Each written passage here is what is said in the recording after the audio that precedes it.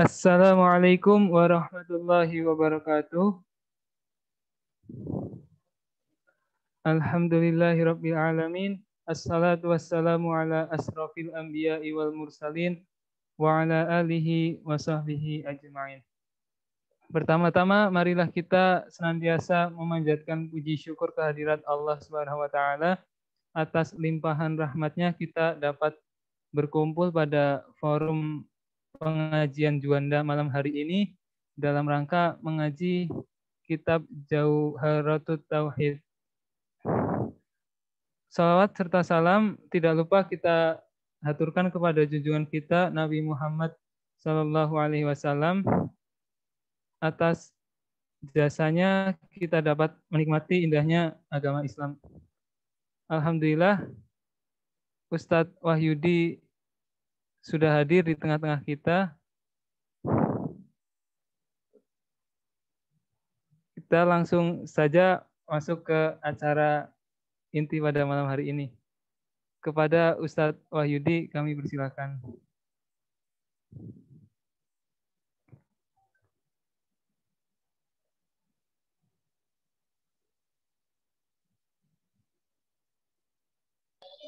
Bismillahirrahmanirrahim. Assalamualaikum warahmatullahi wabarakatuh. Bismillahirrahmanirrahim. Alhamdulillahirabbil alamin wassalatu wassalamu ala asyrofil anbiya'i wal mursalin sayyidina wa maulana Muhammadin wa ala alihi wa sahbihi ajmain amma ba'du. Jemaah sekalian yang saya hormati, puji syukur kehadirat Allah Subhanahu wa taala. Pada kesempatan kali ini kita masih bisa bersyukur kembali, bisa ngaji bareng, sharing pengalaman, sharing ilmu, mudah-mudahan mendapatkan berkah dari Allah Subhanahu wa taala. Salawat beserta salam semoga tetap tercurahkan kepada junjungan kita Nabi Agung Muhammad Sallallahu Alaihi Wasallam. Saat ini insya Allah kita akan memulai ngaji syarah daripada kitab Jauharatut Tauhid. Kemarin sudah dalam pertemuan pertama kita sudah mulai, tetapi masih mukadimah, masih pengantar dari saya dan belum masuk ke dalam kitab. Insya Allah saat ini kita akan mulai masuk di dalam kitab Jauharatut Tauhid. Namun sebelumnya mungkin bisa kita dengarkan dulu terkait bait-bait nazam kitab Jauharatut Tauhid. Barangkali tidak semuanya karena cukup panjang. Kalau semuanya lama ya kan beda dengan Aqidatul Awam yang tidak terlalu lama. Kalau ini cukup lama sehingga mungkin ya setidaknya 5 menit cukup lah, atau ya beberapa nazam, beberapa bait cukup lah sehingga kita bisa setidaknya ada gambaran ini loh bait-bait syair ilmu akidah Jauharatut Tauhid yang akan kita kaji bersama. Syukur-syukur bisa dengan seringnya mendengar itu bisa dihafalkan akan lebih baik. Baik, silahkan jika hendak diputar nanti tak usah lama-lama, langsung di pause, kemudian kita lanjutkan ngaji kita dengarkan.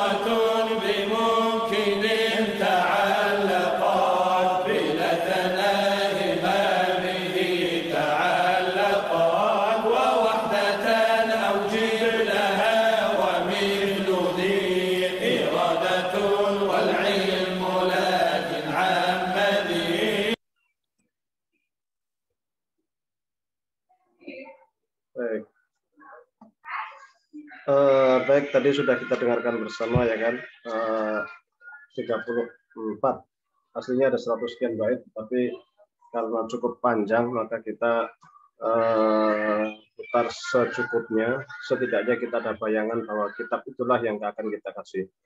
Biasa orang ketika nulis buku, dimanapun, dan kapanpun biasanya, baik dari dulu atau sekarang, itu pasti ada yang namanya muqaddimah, pengantar.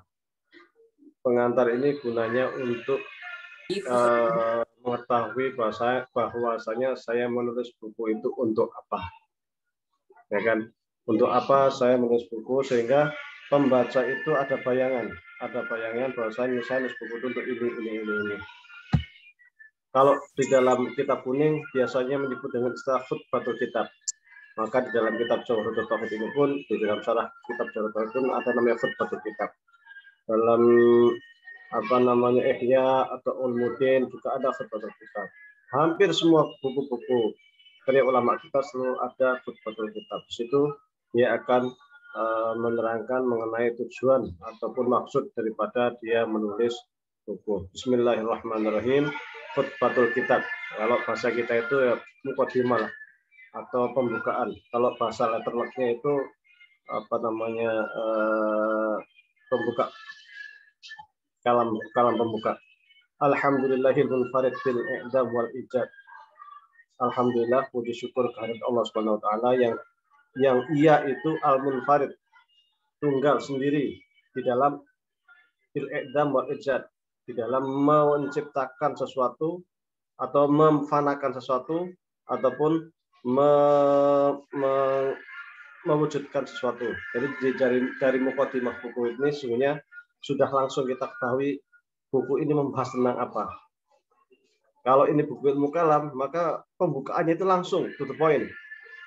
Alhamdulillah, segala puji bagi Allah yang Allah itu di antara sifatnya Allah adalah meniadakan sesuatu ataupun mewujudkan sesuatu. Karena pada hakikatnya alam raya ini sifatnya mungkin. Kalau di dalam ilmu kalam itu ada 3 pembahasan atau ada 5 istilah yang sering digunakan. Yang pertama namanya wajibul wujud. Yang kedua mumkinul wujud. Dan yang ketiga istihalatul wujud. Wajibul wujud itu adalah sesuatu yang dia itu wujudnya itu memang harus ada. Kalau Aristoteles itu dia sering mengibaratkan begini. Ketika kita ditanya Anda asalnya dari mana? Saya dari orang tua saya. Orang tua saya dari mana? Dari orang tua lagi, dari kakek saya. Kakek saya dari mana? Dari orang tuanya lagi, orang tua lagi. Terus itu akan terjadi namanya tasalsul atau berantai. Dan sifat berantai itu tidak masuk akal terus-menerus tanpa batas. Pasti akan sampai ke terakhir. Dari mana? Dari Nabi Adam, ya kan? Nabi Adam dari mana? Dan akhir itu harus dari akhir yang dia itu tidak boleh ada permulaan. Nabi Adam dari mana? Diciptakan oleh Allah. Nah, Allah itulah yang namanya wajibul wujud. Nah, maka dia sifatnya itu al-i'dam wal ijad. Adapun manusia itu namanya mumkinul wujud. Apa itu mumkinul wujud? Sesuatu yang ijad atau i'damnya itu mungkin. Sesuatu yang adanya itu tercipta. Sesuatu yang diciptakan itu pasti akan binasa. Alam raya itu dulu tidak ada, kemudian diciptakan Allah Subhanahu wa taala menjadi ada, dan kelak akan binasa lagi menjadi tidak ada lagi. Itu namanya mumkinul wujud. Kalau Allah itu wajibul wujud. Jadi keberadaannya itu harus. Nah, sehingga kita di sini ada istilah wajib ya. Ada istilah wajib dalam ilmu kalam itu berbeda dengan istilah wajib yang biasa digunakan oleh para ulama usul. Kalau para ulama usul ketika mengatakan wajib itu adalah segala sesuatu yang harus dikerjakan. Ketika ditinggalkan mendapatkan dosa, tetapi ketika dikerjakan mendapatkan pahala. Tetapi ketika kita mendengar istilah wajib di dalam ilmu kalam atau ilmu tauhid, maka yang disebut dengan wajib adalah sesuatu yang ia itu harus ada dan tidak boleh tidak ada. Dan yang wajibul wujud, wujud itu muncul, benda, wujud. Sesuatu yang harus ada, wujud itu ada. Sesuatu yang wajib ada itu hanya Allah Subhanahu wa taala. Lainnya itu boleh ada, boleh tidak. Kalau boleh ada, boleh tidak namanya mungkinul wujud. Kalau yang mustahilul wujud itu yang tidak mungkin ada. Semisal bersatunya antara gerak dengan diam. Anda bergerak tapi di satu sisi Anda harus diam. Mengumpulkan antara gerak dengan diam itu tidak mungkin. Itu namanya mustahilul wujud. Jadi dengan membaca khutbah buku ini, khutbatul kitab, pengantar ini kita langsung bisa menebak buku ini memang buku ilmu kalam, kan? Alhamdulillah munfarid bil i'dam wal ijad. Al munazza' an sawa'i bin naqsi wal addad, kan? Yang ia itu suci, yang ia itu bersih dari berbagai sifat nakis atau kurang ataupun ketidaksempurnaan, karena Allah itu maha sempurna. Sesuatu yang tidak sempurna itu hanya ciptaan, sementara Allah itu semuanya sempurna. Wa asyhadu alla ilaha illallah, dan saya bersaksi tiada Tuhan selain Allah, wahdahu la syarikalah. Tidak ada syarik, tidak ada sekutu. Tidak ada sekutu itu maksudnya adalah bahwa ada Allah, tidak ada yang lain selain Allah. Apa bedanya musyrik dengan kafir, ya kan? Ada musyrik, ada kafir, ya kan? Musyrik itu dia itu masih percaya sama Allah. Masih percaya bahwa di alam raya ini ada Tuhan. Itu masih percaya. Tetapi di sisi lain dia nyembah pohon. Di sisi lain dia nyembah matahari. Di sisi lain dia macam-macam. Ya, ini namanya musyrik.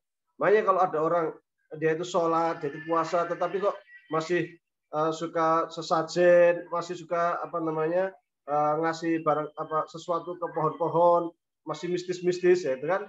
Ini namanya musyrik. Kenapa? Karena dia itu percaya sama Allah, tapi kok juga menyembah Tuhan lain selain Allah.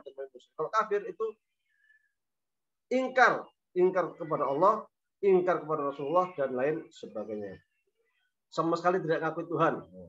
Itu kafir. Kalau musyrik dia masih ngakui Allah, tetapi menyembah Tuhan atau mencari Tuhan lain selain Allah. Makanya disebut musyrik. La syarika al-qadim. Qadim itu apa perbedaan qadim dan hadis? Kalau di dalam ilmu kalam itu ada namanya al-alam hadithun. Bahwa alam raya itu sifatnya hadis.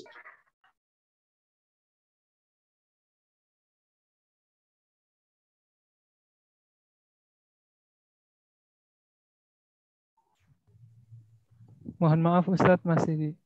Ya. Tadi teranmut. Sesuatu yang sebelumnya tidak ada menjadi ada, itu namanya baharu, itu namanya hadisun kalau dalam bahasa mukalamnya itu. Kalau kebalikannya adalah qadimun. Qadim itu sesuatu yang yaitu ada dan harus ada. Ia adalah Allah Subhanahu wa taala. Dia tidak pernah tidak ada, harus selalu ada. Namanya al-qadim. Nah, kalau para filsuf biasanya kalau ketika kita belajar ilmu kalam itu kita akan menemukan pendapat mereka di Al-Farabi, ya kan? Al-Farabi, Ibnu Sina, Aristoteles, karena mereka kiblatnya ke Aristoteles, mengatakan alam raya ini sifatnya qadim, bukan hadis. Arabnya itu tidak dianggap baharu, tetapi dia itu pancaran daripada sifat Tuhan. Karena Tuhan sama alam raya menurut para filsuf adalah seperti halnya matahari dengan sinar. Ketika ada matahari ada sinar, itu otomatis. Tapi sinar itu keberadaannya sangat bergantung kepada matahari. Tetapi ketika ada matahari otomatis ada sinar. Ketika ada Allah otomatis ada selain Allah. Dan selain Allah itu adalah sifatnya menurut mereka itu qadim. Kenapa qadim? Karena alam itu menurut mereka itu segala sesuatu selain Allah itu namanya alam. Ketika ada Allah otomatis ada yang lain. Nah, yang lain itulah mereka sebut sebagai qadim. Tetapi pendapat-pendapat seperti ini dikantor oleh ulama-ulama ilmu kalam semuanya, termasuk Asy'ariyah, Mu'tazilah, Syiah, semuanya mengkantor. Mereka mengatakan bahwa alam raya itu sifatnya hadis baharu, bukan qadim. Yang qadim hanya Allah Subhanahu wa taala. Nah, pendapat-pendapat Ibnu Sina, pendapatnya Al-Farabi itu dikantor sangat tajam oleh Imam Al-Ghazali dalam kitabnya Tahafut Al-Falasifah. Jadi yang qadim hanya Allah. Al-mukhalif lamma adahu minal kaidat, yang Allah itu sangat berbeda dengan selain. Tidak ada yang sama dengan Allah Subhanahu wa taala. Maka ketika ada ayat-ayat Al-Qur'an,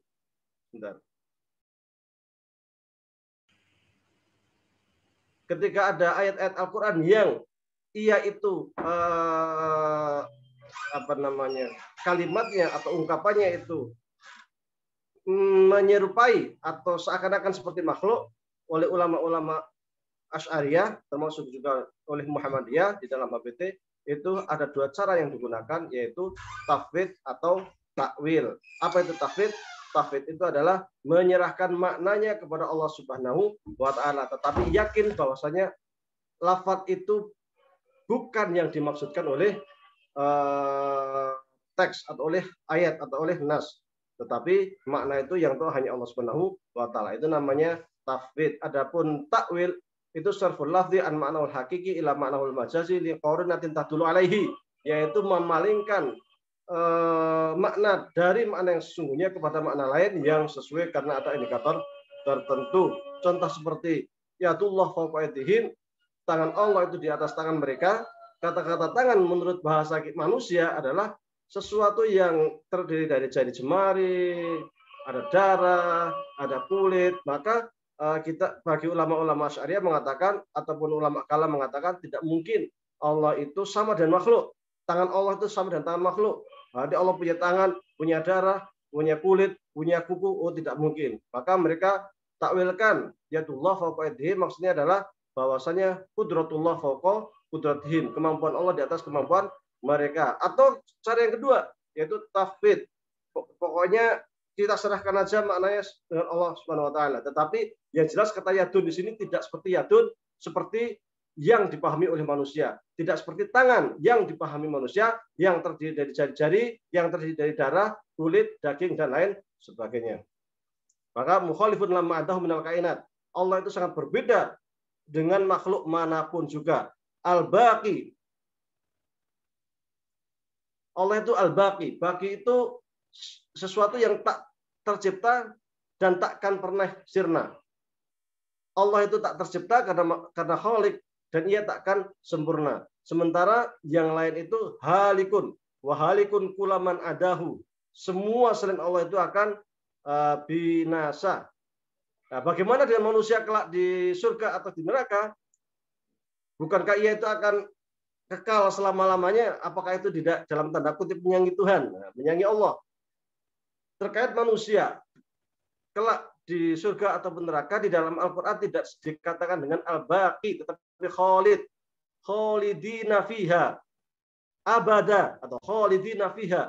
Kata khalid itu artinya adalah yang sangat lama sekali, lamanya itu namanya khalid, tak terbatas. Tetapi dia ada mula, manusia itu diciptakan. Nah, inilah perbedaan dengan Allah yang sifatnya al-baqi. Kalau al-baqi itu tak tercipta, dia ada dan akan selalu ada.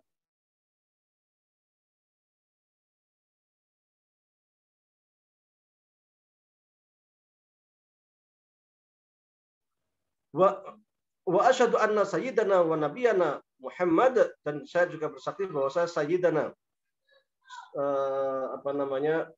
tuan kita kalau istilahnya itu, dan nabi kita Muhammad sallallahu alaihi wasallam itu abduhu, hamba Allah, wa rasuluh, dan juga utusan Allah. Kata-kata sayyidina ini merupakan penghormatan kepada nabi kita Muhammad sallallahu alaihi wasallam. Di dalam HPT bab iman sendiri atau di dalam kitab HPT sendiri di bagian mukadimah juga menggunakan kata sayyidina. Saya pernah sampaikan bahwa karena istilah sayyidina ini di luar sholat semua bersepakat boleh sebagai ungkapan penghormatan kita kepada Kanjeng Nabi Muhammad SAW. Yang menjadi khilaf adalah membaca sayyidina ketika waktu tahiyat. Sayyidina Muhammad, ya kan, waktu tahiyat, waktu sholat, itu yang khilaf. Muhammadiyah di dalam HPT-nya tidak menggunakan sayyidina, tetapi sebagian ulama ataupun juga dari kalangan nahdiyin menggunakan kata sayyidina. Perbedaannya di mana? Perbedaannya adalah di kaidah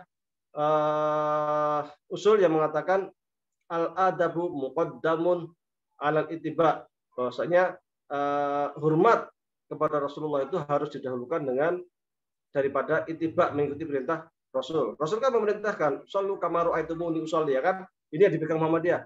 Salatlah seperti engkau melihat aku salat, ya kan? Ya ikuti apa Rasul ketika salat, nggak pakai sayyidina. Maka kita tidak menggunakan kata sayyidina. Tapi bagi NU, berhormat kepada Rasul itu harus didahulukan dibanding kita mengikuti apa yang diperintahkan oleh Rasul. Karena Rasul yang tidak menggunakan kata sayyidina di dalam sholat itu sesungguhnya bentuk daripada ketawaduan Rasulullah Shallallahu Alaihi Wasallam. As-Shadiq Al-Amin, Shadiq itu dapat dipercaya. Dan Rasulullah itu Shadiq, itu dijuluki dengan As-Shadiq Al-Amin itu semenjak beliau belum diangkat menjadi Nabi. Beliau itu sudah dijuluki dengan As-Shadiq Al-Amin. Semua orang itu sangat percaya kepada beliau. Beliau tidak pernah sombong, sehingga ketika pertama kali beliau itu berdakwah secara terang-terangan, mengumpulkan di sebuah bukit, mengumpulkan orang-orang Quraisy, Nabi Muhammad mengatakan, wahai kaum Quraisy, ketika saya mengatakan bahwa di belakang gunung ini ada musuh, kalian percaya enggak? Maka semua orang Quraisy mengatakan percaya, ya kan? Semua mengatakan percaya karena dia itu shadiq. Semua apa yang disampaikan itu selalu benar. Tetapi ketika Rasulullah mengatakan bahwasanya tidak ada selain Allah dan saya Rasulullah, orang musyrik ingkar. Padahal sebelum ini mengatakan, Rasulullah mengatakan, andai saya katakan di belakang gunung itu ada musuh, apakah kalian percaya? Mereka semua mengatakan saya percaya. Kenapa demikian? Karena Rasulullah itu terkenal dengan istilah As-Shadiq Al-Amin. Dan Rasulullah itu seperti bank, setelahnya itu dalam tanda kutip ya. Jadi orang-orang Quraisy itu kalau punya barang yang istimewa, punya barang yang bagus, yang kiranya itu dia kalau nyimpen itu takut hilang, itu dititipkan kepada Rasulullah Shallallahu Alaihi Wasallam. Biar Rasulullah yang nyimpen, karena memang Rasulullah itu terkenal as-shadiq al-amin. Al-mubaligh kuluma umira bitablighihi, yang dimana Rasul itu selalu menyampaikan terhadap segala sesuatu yang diperintahkan oleh Allah SWT min rabbil alamin, perintah Allah SWT untuk disampaikan. Nah, di sini yang namanya perbedaan Rasul dengan Nabi menurut sebagian para ulama. Sebagian ulama mengatakan di antara perbedaannya Rasul dan Nabi adalah bahwa Rasul itu salah satu tugasnya adalah mendapatkan wahyu dan menyampaikan wahyu Allah Subhanahu wa taala. Sementara Nabi tidak diperintahkan untuk menyampaikan apa yang diwahyukan oleh Allah Subhanahu wa taala. Itulah perbedaan Nabi dan Rasul menurut para ulama, salah satu perbedaannya menurut pendapat para ulama. Wa izharu riyadil fasahah wal awarif. Sebentar. Sallallahu alaihi wa ala alihi wa sahbihi jawahirul ma'arif. Sallallahu kita berselawat kepada Nabi Muhammad sallallahu alaihi wasallam. Kata-kata sholat ini kalau yang mengucapkan adalah Allah, itu maksudnya adalah turunnya rahmat. Makanya dalam Al-Qur'an dikatakan innallaha wa malaikatahu yusholluna, sesungguhnya Allah dan malaikatnya itu yusolluna, bersolawat, ya kan? Bersolawat. Ya ayyuhalladzina amanu shallu alaihi wa sallimu taslima, wahai orang yang beriman, maka banyaklah membaca salawat kepada junjungan kita Nabi Agung Muhammad sallallahu alaihi wasallam. Kalau sallallahu itu dinisbatkan kepada Allah, maksudnya adalah Allah itu menurunkan rahmat. Kalau sallallahu itu bahwa malaikat dinisbatkan kepada malaikat, maksudnya adalah bahwasanya malaikat itu akan memintakan ampunan. Kalau dinisbatkan kepada kita diperintahkan untuk membaca salawat, maksudnya adalah kita mendoakan keselamatan Nabi Muhammad SAW. Wa ala alihi, dan juga kepada keluarganya. Wa sahbihi, dan kepada para sahabatnya. Jawahirul ma'arif.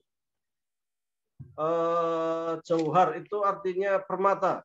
Permata daripada ilmu pengetahuan. Jadi Nabi Muhammad, para sahabat, keluarga itu merupakan jawahirul ma'arif.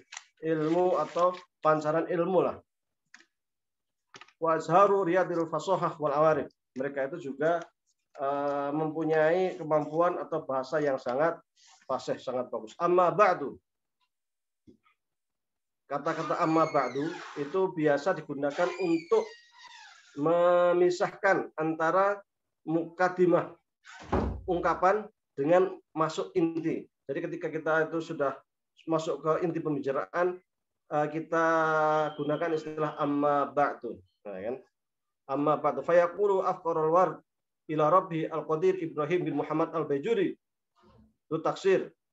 Jadi siapa? Penulisnya buku ini Ibrahim bin Muhammad al-Bajuri itu mengatakan begini.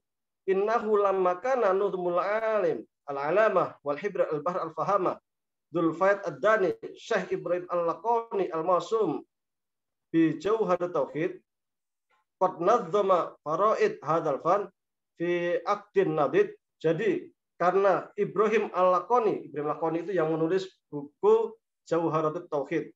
Nah, dia itu sudah menulis buku yang sangat bagus terkait dengan nuzum, terkait dengan syair-syair yang terkait dengan ilmu akidah.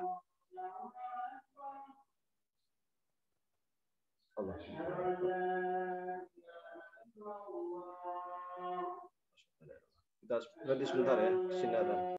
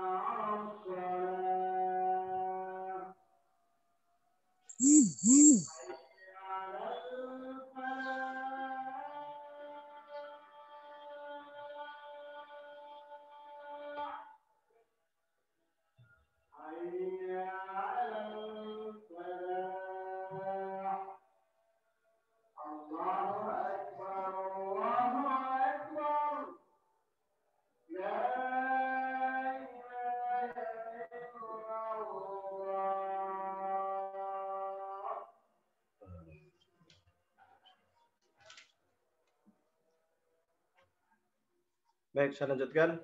Nuzum. Nuzum itu kalau orang pondok pesantren kita, orang pondok salaf biasanya menyebutnya dengan istilah nadoman.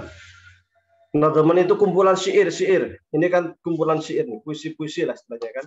Dan itu menjadi kebiasaan orang Arab ketika ingin menyederhanakan ilmu pengetahuan itu, mereka buat nuzum, buat syair-syair supaya mudah dihafal. Dan ini ada apa namanya wazan ya, ada rumus-rumusnya mereka membuat nuzum seperti ini, dan biasanya sangat padat sehingga nuzum itu kebanyakan disyarah, karena kalau nggak disyarah kurang begitu jelas, kecuali mereka yang sudah mempelajari. Jadi ketika tidak disyarah itu jadi kurang jelas, makanya biasanya kalau ada nuzum itu disyarah, seperti halnya nuzum Jawharatul Tauhid ini. Wa hawa min nafaisid durur wa mahasidul gharar ma yudahisul albab. Buku ini Jawharatul Tauhid ini ringkas dan sangat bagus sehingga banyak orang yang merasa takjub dengan keindahan bagusnya buku ini. Wa yakti bil anjab al-unjab. Ajaib istilahnya itu ya. Sangat luar biasa buku ini. Wa qad wala an-nasu bidukhul fi riyadil hawaidihi, sehingga ketika orang baca buku ini menyingkap kandungannya itu akan banyak sekali mendapatkan manfaat. Wa akhdhu min thimari mawaidihi, dan juga akan mendapatkan banyak thimar, banyak buah, banyak faedah, banyak ilmu. Sa'alani wafdu minal ikhwan aslahallahu li wa lahum alhal wa sa'an an aktuba alaihi hasyatun tusaffiru an matwiyati ma fihi minar rumus wal asrar. Kemudian ada sebagian orang meminta kepada saya, maksudnya ke siapa namanya, ke Al-Bajuri ini, untuk memberikan syarah terhadap nuzum Jawharatul Tauhid supaya menyingkap makna-makna yang terkandung di dalamnya. Wa takshifu anu sudul an-niqab wal astar, menyingkap rahasia yang ada di dalam nuzum Jawharatul Tauhid. Falaba in syarah sadri lidzalik wallahu a'lam bima hunalik syaraftu zaman mal asmi nahwu riyadhi. Jadi ketika ada orang yang meminta kepada Syekh Bajuri untuk menulis syarah daripada kitab Jawharatul Tauhid, maka beliau berdoa kepada Allah Subhanahu wa taala sampai tenang hatinya, sampai mendapatkan kepastian, kemudian dia berazam, berniat untuk mulai bismillah menulis buku ini. Waratul fikra fi aqari hiyadhi wa qad taysali idzaka ba'tu surahid nadim al-hammam. Jadi dia juga mulai menuliskan buku ini, membuat syarah yang beliau juga mendapatkan ilham, mendapatkan inspirasi dari buku-buku lain yang sebelumnya juga telah memberikan syarah terhadap kitab Jawharatul Tauhid, karena buku ini bagus sehingga banyak sekali yang telah memberikan syarahnya. Mahawasin nuzum wa syarhi li Syekh Abdul Salam, di antaranya itu hawasinya Syekh Abdul Salam yang menjadi inspirasi dia untuk menulis buku ini. Wa ma'ama katabahu alaihi as-sada al-a'lam, juga para ulama-ulama lain. Wa ghairu dzalik kami mafatah bihi al-a'lam faltaqattu minha dararan nafisa, dari buku-buku para ulama-ulama yang sebelumnya telah memberikan syarah inilah Al-Bajuri juga dapat mengambil rujukan dari mereka untuk mulai menuliskan syarah daripada Jawharatul Tauhid ini. Wa mahasini syarifatihi wa nadhamatha fi sulikit tabhiri wa tasnifi wa ja'altuha hasya ala hadzal matan asyarif, sehingga kemudian saya mulai nulis, saya jadikan rujukan-rujukan dari kitab sebelumnya, kemudian saya terangkan menjadi sebuah buku seperti sekarang ini. Waqad samaituha Tuhfatul Murid ala Jawharatul Tauhid, buku syarah daripada Jawharatul Tauhid ini kemudian saya kasih nama Tuhfatul Murid ala Jawharatul Tauhid, nama bukunya, syarahnya. Jadi saya menggunakan syarah Tuhfatul Murid ala Jawharatul Tauhid. Ja'alallahu khalisan li wajhil karim. Ya Allah, dia berdoa juga setelah menulis buku ini, dia berdoa, ya Allah, saya berdoa kepadamu Jadi karena apa yang saya tulis ini hanya untuk mencari ridhomu. Nah, tadi saya sampaikan bahwasanya setiap menulis buku selalu ada mukaddimah, dan mukaddimah ini menjadi background bagaimana atau mengapa dia menulis buku. Di sini dia menyebutkan bahwa di antara yang menjadi landasan saya menulis buku syarah daripada Jawharut Tauhid adalah karena permintaan orang-orang atau para santri-santrinya. Para santrinya meminta kepada beliau untuk menuliskan sebuah syarah daripada kitab Jawharut Tauhid. Kenapa demikian? Supaya rahasia-rahasia yang ada di dalam kitab Jawharut Tauhid dapat dibuka, dapat disampaikan, sehingga para santri lebih mudah di dalam memahami kitab Jawharut Tauhid. Wa nafa'a biha kullaman talaqaha biqalbin salim, dan mudah biqalbin salim. Dan saya juga berdoa kepada Allah Subhanahu wa taala, semoga mereka yang belajar ilmu ini dari buku ini mendapatkan manfaat. Wal marju mimman atla 'alaiha ayang dura ila nadha'it idarin wa yajurru 'ala ma fiha min al-khafat. Dan juga meminta maaf ketika mendapati apa yang tertulis dalam buku ini ada kekurangan. Fasitru bin Syaimil Kiram wa idha'atul awrad min ta'bil am wallahu as'al wa bin nabi atawasal antahilla mahal qabul inau khairum ma'ul wa akramul mas'ul. Jadi karena kesempurnaan itu menurutnya hanya milik Allah Subhanahu wa taala, tidak ada yang sempurna di dunia ini selain Allah. Ketika manusia itu tidak sempurna, hanya Allah Subhanahu wa taala yang akan menutupi aib kita. Maka dia mengatakan bahwasanya semua manusia itu sungguhnya punya kekurangan, semua manusia itu sungguhnya punya aib. Hanya saja ketika manusia tidak tahu terhadap aib kita, terhadap kekurangan kita itu, sesungguhnya karena Allah Subhanahu wa taala yang menutup aib kita, yang menutup kekurangan kita. Dan saya memohon kepada Allah, wallahu as'al wa bin nabi tawassul, dan saya juga bertawasul kepada Nabi Muhammad SAW supaya buku ini bisa diterima oleh pembaca. Wa hahuna asra'u fil maksud bi'aunil makil ma'bud fa'aqulu wa billahi taufiq. Di sini saya akan memulai dengan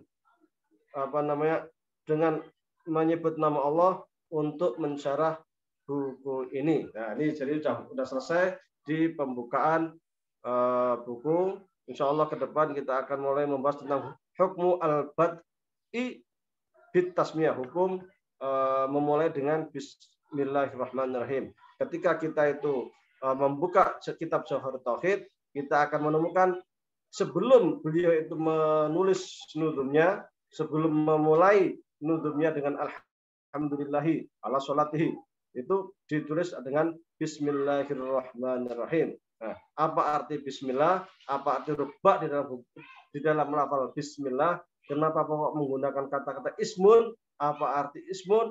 Apa arti Allah? Apa arti Rahman, Rahim, dan lain sebagainya, itu diterangkan di dalam buku ini. Insya Allah akan kita singkap dalam pertemuan yang akan datang. Baik, kurang lebih mohon maaf. Assalamualaikum warahmatullahi wabarakatuh.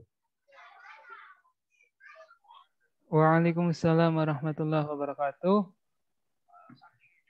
Itu tadi pemaparan dari Ustadz. Bagi teman-teman yang ingin menyampaikan pertanyaan, dipersilahkan bisa raise hand atau menuliskannya ke dalam kolom chat. Silahkan.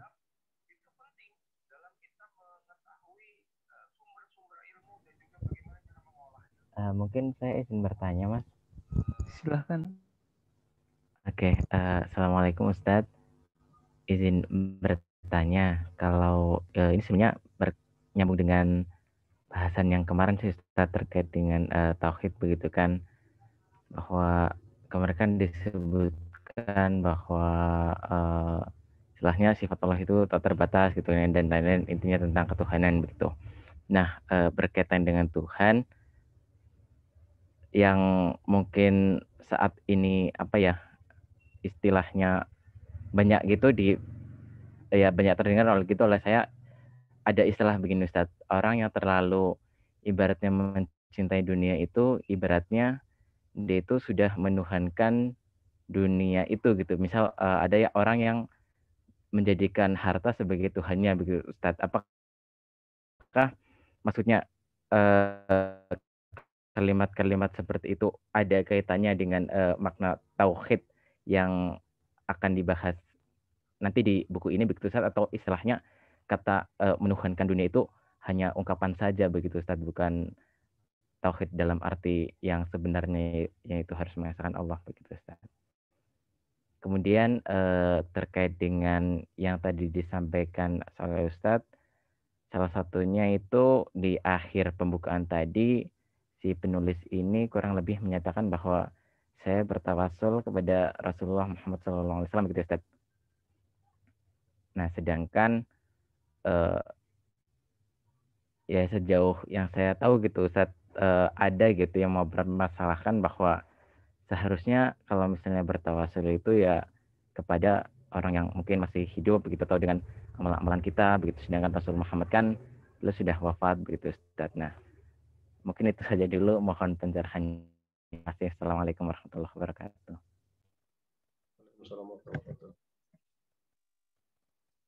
Baik, orang yang mencintai dunia itu ibaratnya mentuhankan dunia.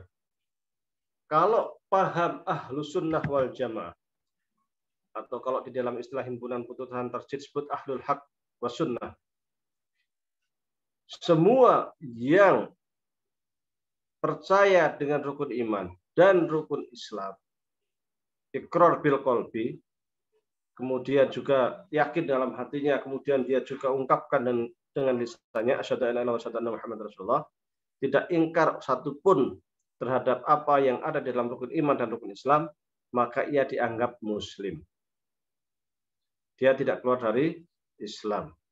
Adapun dia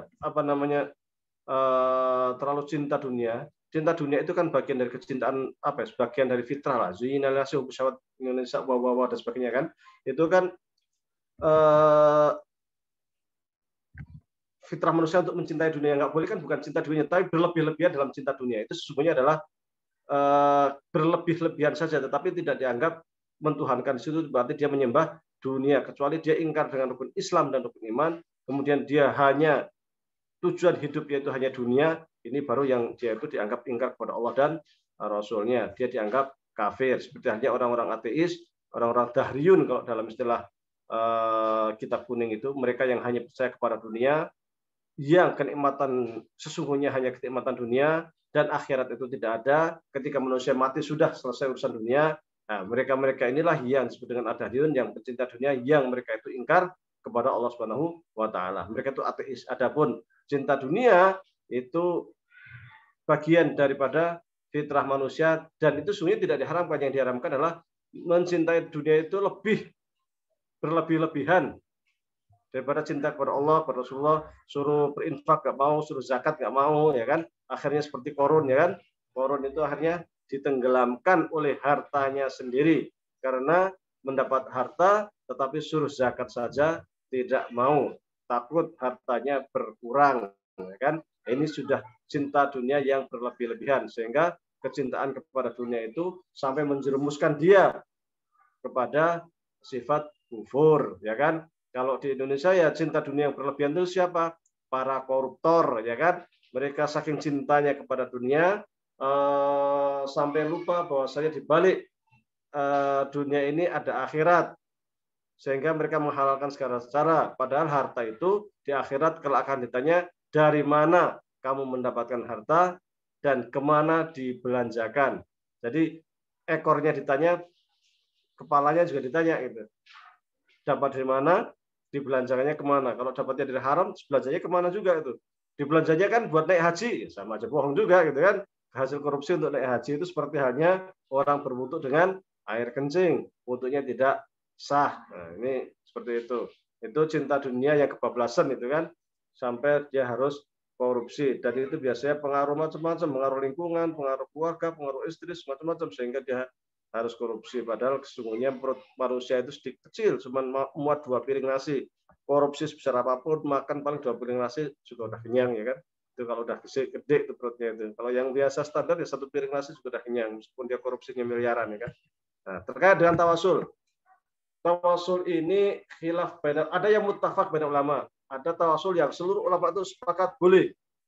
Nah, boleh. Sebelumnya perlu digarisbawahi bahwa tawasul ini menurut para fuqaha dan juga menurut Muhammadiyah, tawasul ini masuk bab fikih, bukan bab tauhid. Karena masuk bab fikih, maka di situ menyangkut hukum boleh atau tidak boleh, atau rojih dan marjuh. Apa maksudnya rojih marjuh? Rojih itu sesuatu yang ada dalilnya, kuat dalilnya. Kalau marjuh itu ada dalilnya tapi dianggap lemah. Sehingga seorang ketika mengamalkan yang marjuh itu tidak berdosa karena dia punya dalil. Cuman dalilnya lemah. Seumpama. Dan rojih dan marjuh itu biasanya punya standar masing-masing. Orang yang rojih karena punya standar gini. Yang marjuh dia juga sebenarnya punya standar gini. Sehingga sesuatu yang menurut kita itu marjuh, menurut dia belum tentu marjuh, bisa jadi rojih. Gitu. Contoh tentang kunut subuh. Menurut Muhammadiyah yang dimaksud kunut itu adalah kunut nazilah, ya kan? Bukan kunut subuh yang terus menerus. Dalil-dalil yang terkait dengan kunut subuh yang terus menerus dianggap lemah, sehingga kita tidak kunut subuh. Itu rojihnya, pendapat kuatnya menurut Muhammadiyah. Apakah kemudian mereka yang pakai kunut itu terlarang? Tidak. Karena mereka juga punya standar sendiri yang menurut mereka kunut subuh itu kuat, ya kan? Nah, ini terkait dengan rojih dan marjuh, kuat dan tidak kuat. Berarti belum tentu yang marjuh itu, yang lemah itu belum tentu dia itu terlarang. Ini harus kita garis bawahi supaya kita tidak mudah untuk membid'ahkan orang, mengkafirkan orang atau menyesatkan orang, kan seperti itu. Sama halnya dengan tawasul. Tawasul ini terkait dengan rojih dan marjuh, pendapat kuat dan pendapat lemah. Menurut Muhammadiyah, ya kan seperti itu. Ada 3 hal yang sepakat para ulama yang itu boleh bertawasul. Yang pertama, bertawasul kepada orang yang masih hidup. Saya minta doa kepada orang tua saya, itu namanya bertawasul. Saya minta doa kepada teman saya, kepada kerabat saya, itu boleh. Sebagaimana Umar dulu minta bertawasul atau minta doa kepada Abbas ketika lama tidak hujan, maka datangi Abbas dengan mengatakan engkau adalah kerabat Rasulullah Shallallahu Alaihi Wasallam. Maka sekarang kami semua bertawasul, memohon kepada engkau untuk berdoa kepada Allah supaya Allah menurunkan hujan, ya kan, kepada orang yang masih hidup. Yang kedua, walillahil asmaul husna fatuhu biha, ya kan, dengan asmaul husna, bahwa Allah itu punya asmaul husna, ar-rahmanur rahim, al-malik, al-qudus, ya Allah ar-rahman, ya Allah ar-rahim, ya Allah al-qudus, ya Allah al-alim. Aku mohon kepada engkau, ya Allah, aku punya hajat ini, kabulkan hajat kami, ya kan, dengan asmaul husna. Itu boleh. Yang ketiga, dengan amal soleh. Contoh, orang ini rajin bersedekah tiap hari sedekah, terus meskipun hanya 1.500 perak, ya kan, tapi dia rajin. Suatu saat dia ingin punya hajat, ujian, ya kan, ujian semester, dia ingin lulus, dan dia doa, ya Allah, saya itu sering sedekah, ya Allah, setiap hari saya sedekah meskipun hanya 500 perak lah. Dengan amal saya itu, ya Allah, mudahkan ujian saya. Nah, seumpama begitu. Ini boleh. Ini sebagaimana 3 orang Bani Israel yang masuk ke gua, ya kan? Kemudian ada batu besar yang masuk ke gua, kemudian batu itu menutupin gua. 3 orang ini tidak bisa membuka pintu gua karena ada batu. Sampai berkali-kali didorong, batu ini tidak bisa terbuka. Sehingga mereka ada salah seorang yang punya usul, bagaimana kalau kita bertawasul dengan amal kita? Loh, kamu punya amal apa? Kan? Saya amalnya itu, kita itu di rumah itu nggak berani makan kecuali orang tua udah makan duluan, dah kenyang, baru saya kasih makan. Oh yaudah, kamu doa dengan itu. Sehari dia doa, ya Allah, saya itu punya amal bagus. Kalau saya itu di rumah itu nggak mau makan sebelum orang tua saya makan. Ya Allah, dengan amal baik saya ini, ya Allah, saya mohon supaya batu ini bisa disingkirkan. Akhirnya setelah doa, kemudian didorong bareng-bareng, terbuka. Tapi cuma dikit, belum bisa keluar. Akhirnya, kamu punya amal apa lagi? Temennya, oh, saya punya amalan apa ya? Oh iya, saya punya amal-amalan nih. Dulu itu saya punya pembantu ngurus kambing saya. Pas ngurus kambing saya, dia pergi, belum saya gaji. Akhirnya ya gajinya itu berupa kambing, ya kambing itu saya ternakin jadi banyak banget. Pas orangnya datang minta gaji, saya bilang, itu gaji kamu tuh kambing banyak banget tuh. Kaget, duh, saya kan dulu kan cuma sekian hari. Iya, kamu tuh dulu kerja di sini, gaji kamu saya simpen, tak beliin kambing, saya rawat. Udah, itu semuanya punya kamu nih. Wah, akhirnya senang kan? Ya Allah, dengan amalan saya ini, ya Allah, saya berdoa. Mudah-mudahan batu besar ini bisa tersingkap. Akhirnya bertiga dorong lagi. Udah kebuka lagi. Tapi masih belum bisa keluar. Tanya ke satu lagi, kamu punya amalan apa? Apa ya? Oh iya, saya pernah digoda sama cewek ini. Sama saya di ruangan macam-macam kan. Sudah tinggal, udah mau jadi di kamar. Tapi diingatkan sama ceweknya, kamu percaya sama Allah nggak? Ya percaya. Emang kamu nggak takut sama Allah? Mau berzina sama saya? Saya takut. Udah dia nggak jadi. Ya Allah, meskipun cuma satu ya. Ya Allah, dengan itu saya nggak jadi berzina itu. Ini saya anggap amalan saya yang paling saya senangi karena saya bisa terhindar dari itu. Ya Allah, bukakanlah pintu gua ini. Kemudian didorong lagi, terbuka lebar dan bertiga bisa keluar dari gua. Nah, ini berdoa dengan amal-amal baik yang telah dia kerjakan ini boleh dilakukan. Maka kita idealnya setiap orang itu punya ya amal istimewa apalah yang bisa kita jadikan sebagai wasilah kita ketika kita kepepet ya kan. Pas kepepet, saya rajin sedekah, saya rajin sholat, saya rajin nolong orang, saya rajin nulis, saya rajin apa aja lah amal-amal baik yang bisa menjadi bekal kita ketika kita kepepet, kita bertawasul kepada Allah Subhanahu wa taala. Mudah-mudahan dengan amal baik itu hajat kita terkabulkan, dan ini boleh. Ini tiga hal yang menurut ulama semuanya boleh. Yang kedua, ada yang mukhtalaf, ada yang bolehkan, ada yang enggak. Apa yang diantaranya? Bertawasul kepada orang soleh yang sudah meninggal. Ini juga ini khilaf, apakah boleh apa enggak. Kalau Muhammadiyah cenderung mengatakan tidak boleh, tetapi banyak ulama lain mengatakan boleh, karena pada prinsipnya orang-orang soleh yang sudah meninggal ataupun para nabi itu sesungguhnya masih hidup. Ahya inda rabbihim yurzaqun, dan mereka itu mendapatkan rezeki dari Allah Subhanahu wa taala. Sesungguhnya masih hidup. Nah, ini menurut mereka, sehingga mereka membolehkan. Kalau kita tidak membolehkan. Nah, kitab ini termasuk yang membolehkan, dan dia atawassal, bertawasul kepada Allah Subhanahu wa taala. Mudah-mudahan buku ini bermanfaat, dan mudah-mudahan buku ini bisa diterima oleh publik. Wallahu a'lam.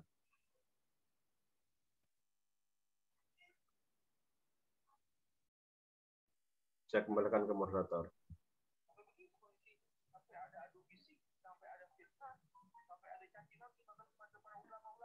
Apakah sudah cukup terjawab, Khairul Amal? Alhamdulillah, insya Allah sudah cukup terjawab, Ustaz. Terima kasih banyak atas jawabannya. Sangat lengkap. Alhamdulillah. Kepada teman-teman lain yang ingin bertanya, kami persilakan.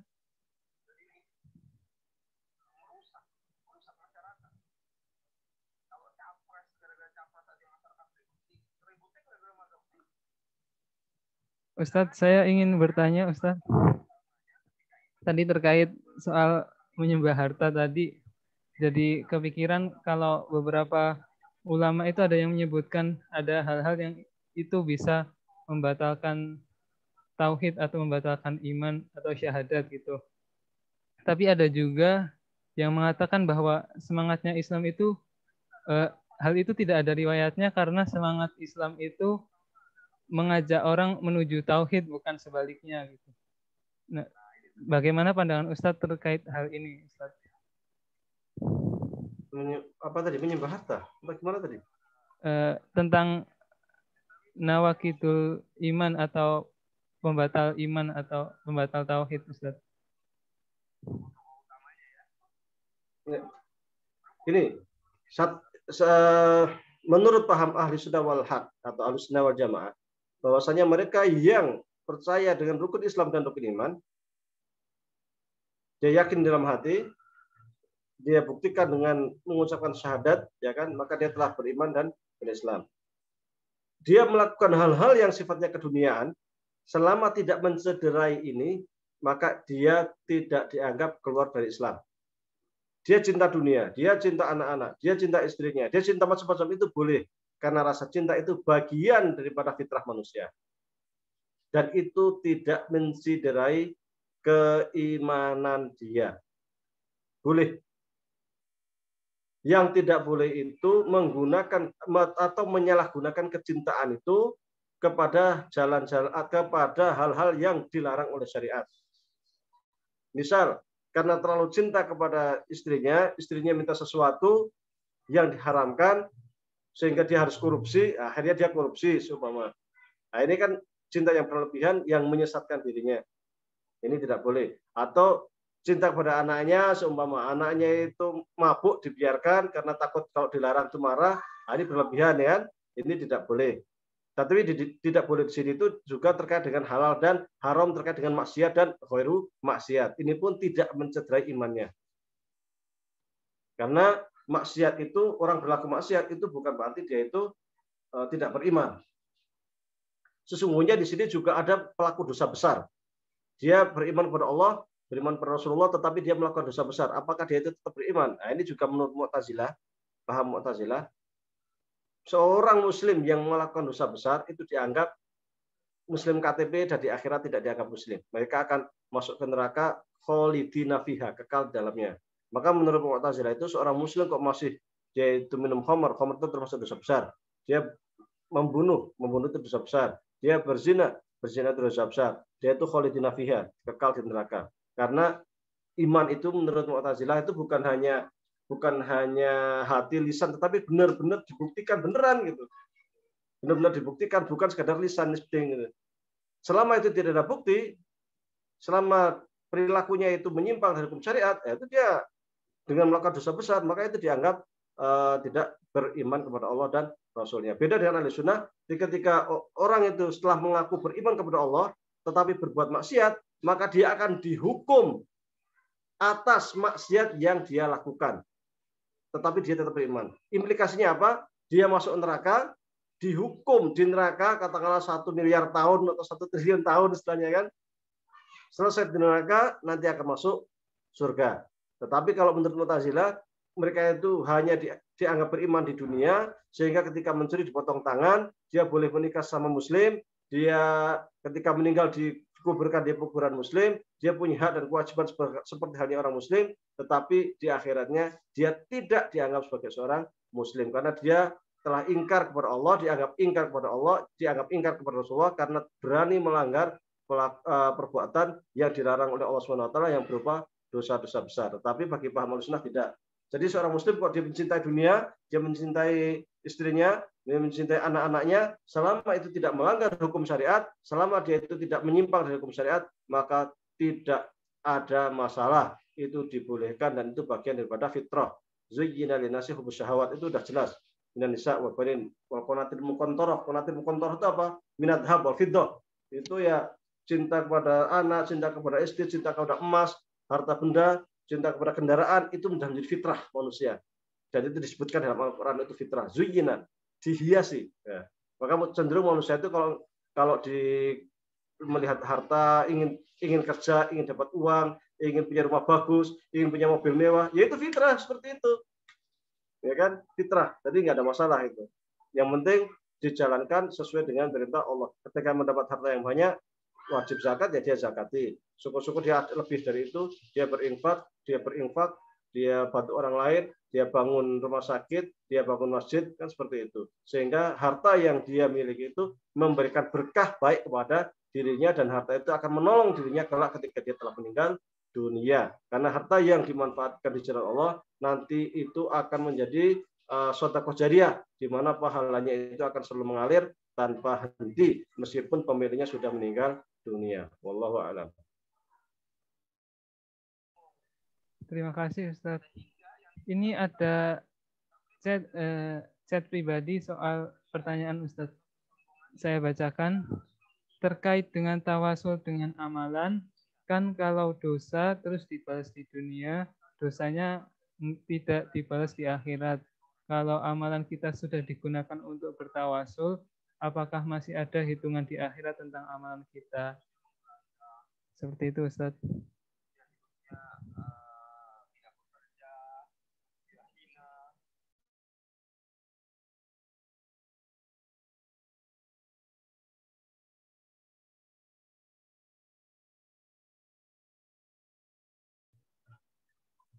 Putus-putus ya.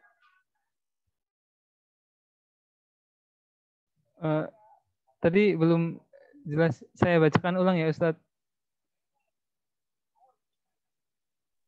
Ya, silakan. Saya belum dengar tadi putus-putus. Terkait dengan tawasul dengan amalan, kan kalau dosa terus dibalas di dunia, dosanya tidak dibalas di akhirat. Kalau amalan kita sudah digunakan untuk bertawasul, apakah masih ada hitungan di akhirat tentang amalan kita? Oh, insya Allah. Jadi andai pun kita punya amalan baik dan kita gunakan untuk tawasul, amalan tersebut di akhirat tetap mendapatkan balasan baik, tidak ngaruh sama sekali. Amalan baik yang kita tawasul itu sekedar sebagai apa ya, semacam kita itu merayu Allah Subhanahu Wa Taala. Kita merayu karena kita punya amal baik. Saya ini loh, saya udah berbuat baik kok, saya udah gini-gini, mohon dong, mohon saya dikasih kemudahan, seperti itu kan. Kalau bahasa kita dan orang lain, maunya kita sudah sering berbuat baik kepada orang lain, terus kita pas kepepet, kan saya sering buat baik tuh sama Anda tuh, bisa nggak bantu saya? Nah, seakan-akan begitulah kalau sesama manusia. Nah, dan itu ternyata boleh kepada Allah Subhanahu Wa Taala. Tetapi apakah kemudian ketika kita bertawasul kepada amal baik kita nanti di akhirat sudah nggak dapat? Nggak, di akhirat tetap dapat, insya Allah. Allah Allah.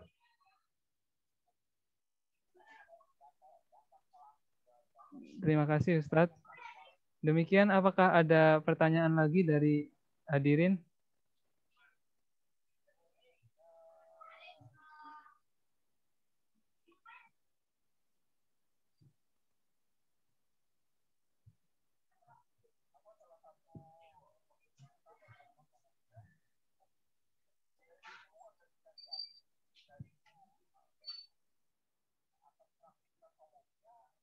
Sepertinya sudah cukup Ustadz.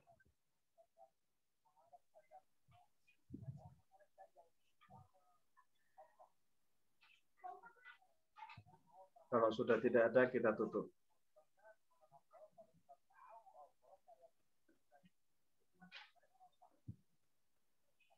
Boleh Ustadz memberikan closing statement kemudian langsung ditutup dengan doa Ustadz. Baik, alhamdulillah, mudah-mudahan apa yang kita sampaikan tadi mendapatkan manfaat, barokah. Insya Allah minggu depan kita akan mulai kepada apa istilahnya itu, awal daripada nudum Zuhrut Tauhid. Tadi ternyata baru pembukaan buku, mudah-mudahan bermanfaat. Ini bukunya cukup tebal, jadi kita tidak memburu khatam ya, kita pelan-pelan, yang penting bermanfaat. Seperti halnya Aqidatul Awam yang dia itu hanya 57 bait, di PJM Jepang itu sudah hampir setahun, itu sudah 8 bulan, itu baru dapat 2 bait atau 3 bait. Nah, ini lama sekali, tapi nggak apa-apa, yang penting kita pelan-pelan, mudah-mudahan mendapatkan berkah dari Allah Subhanahu Wa Taala dan bermanfaat. Amin. Sebelumnya mari kita beristighfar. Astaghfirullahaladzim. Alladzi la ilaha illa huwal hayyul qayyum. Astaghfirullahaladzim. Alladzi la ilaha illa huwal hayyul qayyum. Astaghfirullahaladzim. Alladzi la ilaha illa huwal hayyul qayyum. Allahumma salli ala sayyidina Muhammadin fil awwalin, Allahumma salli ala sayyidina Muhammadin fil akhirin, Allahumma salli ala sayyidina Muhammadin fil mala'il a'la illa yawmiddin. Allahumma rabbana taqabbal minna salatana wa siyamana wa ruku'ana wa sujudana wa tadarru'ana wa takhassu'ana wa ta'abbudana wa tammim taqsirullah ya Allah. Rabbana zalamna anfusana wa illam taghfir lana wa tarhamna lanakunanna minal khasirin. Rabbana ighfir lana dhunubana wa liwalidayna warhamhum kama rabbayana shaghara. Allahumma inna nas'aluka ilman nafi'a wa amalan mutaqabbala wa rizqan halalan thayyiban. Rabbana atina min ladunka rahmah wa hayyi' lana min amrina rashada. Allahumma inna na'udzubika min ilmin la yanfa' wa min qalbin la yakhsha' wa min nafsin la tasba' wa min du'ain la yustajaba laha. Rabbana hab lana min azwajina wa dhurriyyatina qurrata a'yun waj'alna lil muttaqina imama. Allahumma inna nas'aluka salamatan fid din wa afiyatan fil jasadi wa ziyadatan fil ilmi wa barakatan fil rizqi wa taubatan qabla al-maut wa rahmatan indal maut wa maghfiratan ba'dal maut. Allahumma hawwin 'alaina fi sakratil maut wa najina minan nari wal afwa'in hisab. Allahumma 'inna 'ala dzikrika wa syukrika wa husni ibadatik. Allahumma ajirna minan nar, Allahumma ajirna minan nar, Allahumma ajirna minan nar. Rabbana atina fid dunya hasanah wa fil akhirati hasanah wa qina adzaban nar. Sallallahu ala sayyidina Muhammadin wa ala alihi wa sallam. Rabbika rabbil izzati amma yasifun wa salamun alal mursalin walhamdulillahi rabbil alamin.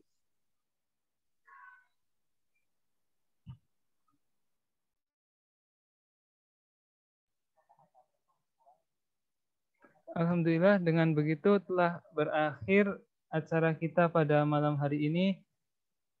Saya mewakili penyelenggara memohon maaf atas segala kekurangan. Wabillahi taufik wal hidayah. Wassalamualaikum warahmatullahi wabarakatuh. Waalaikumsalam warahmatullahi wabarakatuh.